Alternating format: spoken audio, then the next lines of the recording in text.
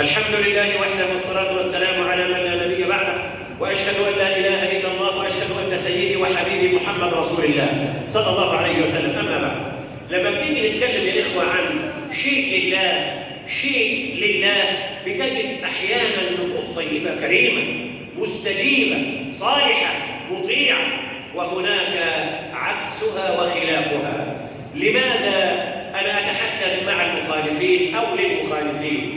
لما بنيجي مثلا نتحدث عن إطعام مسكين، عن صدقة لفقير، عن تعليم للقرآن، عن مظلة من الحر، عن بر والدين، عن علاقة الجيران ببعض، عن لماذا تجد معارضة من الجهال؟ أنا مش هقول إلا لما توحدوا الله. ما أهون الخلق على الله إذا أضاعوا أمره. ففي المسند من حديث ثوبان قال رسول الله صلى الله عليه وسلم: إن الرجل لا يحرم الرزق بالذنب يصيبه. تاني، يبقى ما أهون الخلق على الله عز وجل إذا أضاعوا أمره. لما نخالفه انتظر بقى، استنى بقى. الكيلو تمنى ب80، ما توحدوا الله. وفي المسند قال رسول الله، بقول لك قال رسول الله، علي صوتك وصلي عليه. ارجع لرحاب النبي ونور النبي، ارجع لمنهج النبي، ارجع لبركات النبي، لمعجزات النبي، لمعية النبي. وفي المسند قال رسول الله صلى الله عليه وسلم: يوشك أن تداعى عليكم الأمم كما تداعى الأكلة على قصعتها. قلنا أمن قلة نحن يومئذ يا رسول الله؟ قال: أنتم يومئذ كثير ولكنكم غثاء كغثاء السيل، تنزع المهابة من قلوب عدوكم ويجعل الله في قلوبكم الوهن، الضعف. قالوا: وما الوهن يا رسول الله؟ قال: حب الدنيا وكراهة الموت. أنا عايزك توحد الله. وفي المسند من حديث أم سلمة قالت: سمعت رسول الله صلى الله عليه وسلم يقول: إذا ظهرت المعاصي في أمتي. وانت شايف سب الدين علني، وبتعدي على الواد اللي بيسب الدين ومالكش دعوة، واللي بيشرب ومالكش دعوة، هتتحاسب انت قبله، انت هتتحاسب قبله. قالت: سمعت رسول الله صلى الله عليه وسلم يقول: إذا ظهرت المعاصي في أمتي، إيه يحصل؟ عمهم الله بعذاب من عنده. فقلت: يا رسول الله، أما فيهم يومئذ أناس صالحون؟ قال: بلى. فقلت: فكيف يصنع بأولئك؟ قال: يصيبهم ما أصاب الناس. ما توحدوا الله. يصيبهم ما أصاب الناس ثم يصيرون إلى مغفرة من الله ورضوان. وفي مراسيل حرة: لا تزال هذه الأمة تحت يدي الله، وفي كنفه ما لم يمالئ قراؤها أمراؤها، وما لم يترك صلحاؤها فجارها، وما لم يهن خيارها أشرارها. يعني الأشرار يهنوا الخيار، خلي بالك ما تفهمهاش غلط. وما لم يهن خيارها أشرارها. تلاقي الراجل الطيب بيتشتم ويتهان وانت ولا هنا، مكبر منفض شيء على دماغك. وفي الحلية عن ابن عباس أنه قال: يا صاحب الذنب لا تأمن سوء عاقبته.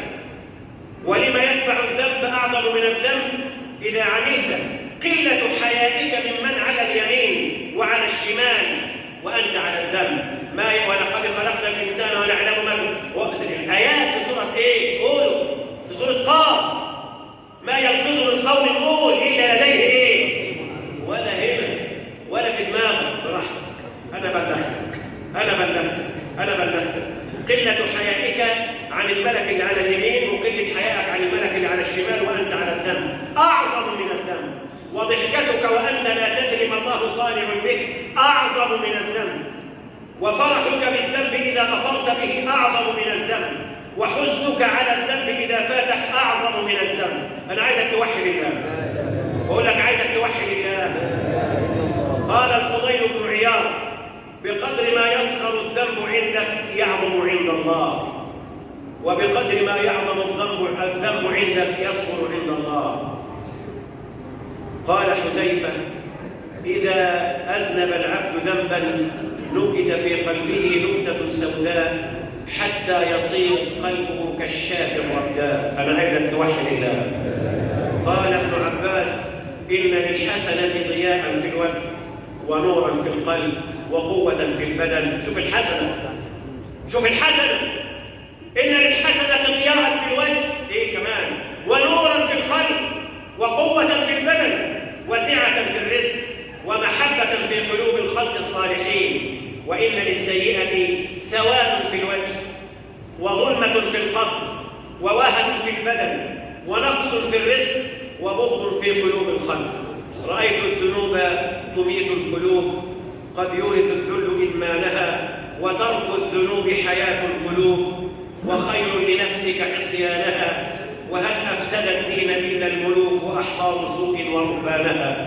اللهم اغفر لنا ذنوبنا وإسرافنا في أمرنا، وثبت أقدامنا وانصرنا على القوم الكافرين.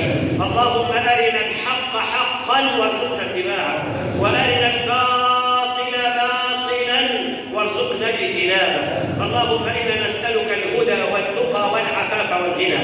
يا رب اهد الشباب، اللهم اهدهم، اللهم أسعدهم بالهداية، واجمعهم للقرآن ودار القرآن في مسجد الحق وغيره من المساجد.